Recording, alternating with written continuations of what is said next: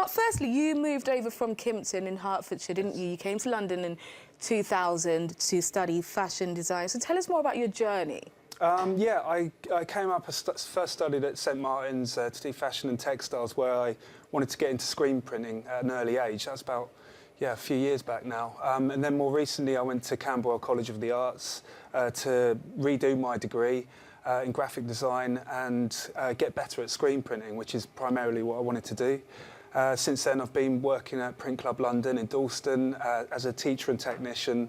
I teach various people, tutor one-to-one, and I've been kind of honing my skills for the past couple of years, getting good at what I do, you know.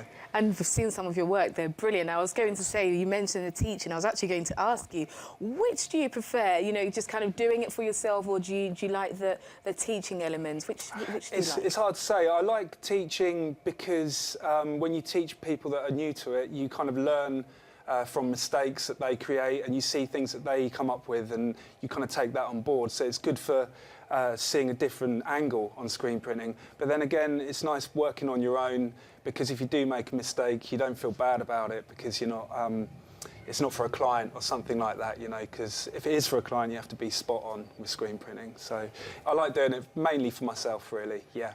And talking about mistakes, now you are a fan of making mistakes because you believe it can actually enhance your work sometimes. Yeah, you can. I mean, there's different ways of experimenting with screen printing. You can paint screens, you can use tape on the screens and stickers, you can just muck around, and, you know, it's good to do those kind of things, you know, and you can create really abstract kind of pieces.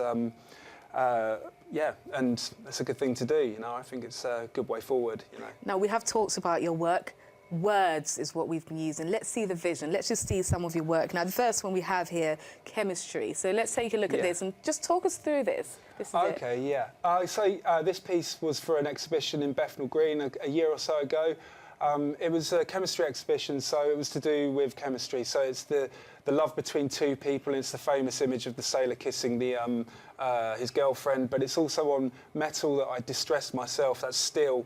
And that's using ammonia and salt that I kind of distressed in my garden. And, you know, it's the love between two people and the metal chemistry as well, so it brings it all together. You know, I'm really fond of that piece. I like the use of colour as well. You know, there's a sort of the vibrant side, and then there's a slightly dark side as well. Yeah, that's right, yeah. Now, the next one we've got is disco, so let's take a look at that one. Okay, yeah. So I was this is for part of my new exhibition, and I've been researching kind of typography of disco album artwork from the 70s, and I tried to kind of recreate that. But the great thing about this piece is that it's a mixture of matte kind of chalky finish with gloss layers as well, so you get a real 3D effect. You have to really see it in the flesh to get the real feel for it, but it's looking great. And you know what, I really experimented with that piece. I didn't know how it was going to come out, and when I hit the last layer, I was like, yeah, that's good. I'm really happy. I like the use of colour there. I like that kind of vibrant yellow on there. And then the final one we've got Betty. So there it is. Yeah, so Betty Wright, and that's her on her album Danger High Voltage. And I was like, I came across the image, and I was like, you know what, I've got to use that. That's like a proper 70s image there, and I wanted to. She's really staring at you, and I was like, that's the image I wanted. But, you know, I've changed all the colours. I've kind of really muted them. They're quite pastel-y. I wanted that real 70s feel. And, you know, same thing with that. When you see that in the flesh, you know, you just want it. It's so good. I mean, seeing that now is absolutely striking. I want that dress she's wearing. Well, I coloured in that dress. You know, I even want that afro. I'll take that afro. Yeah, it's a great image. It's a really, really strong image, and you know, I'm glad I did it, and I'm really proud of it. That is, I mean, those colours are very striking. I like that kind of yellow in the background as well. So very, very striking. Now, where can people see your work? Okay, I've got a new exhibition. It's called Keep On Jumpin'n, and it's next week, 3rd of August, at INDO in Whitechapel.